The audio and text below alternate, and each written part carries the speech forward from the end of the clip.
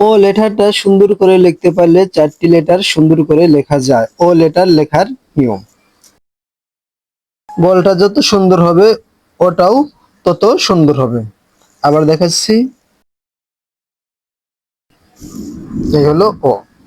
Q লেখার নিয়ম।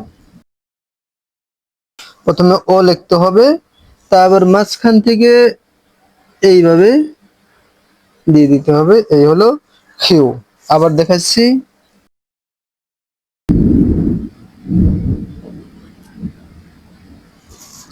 C লেখার নিয়ম।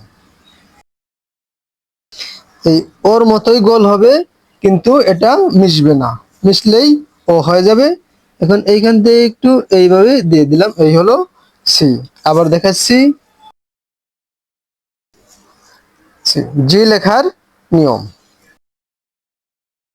এইভাবে ওর মতো আসবে, তারপর এইখান থেকে একটু এইভাবে দিয়ে দিলাম, এই হলো জি।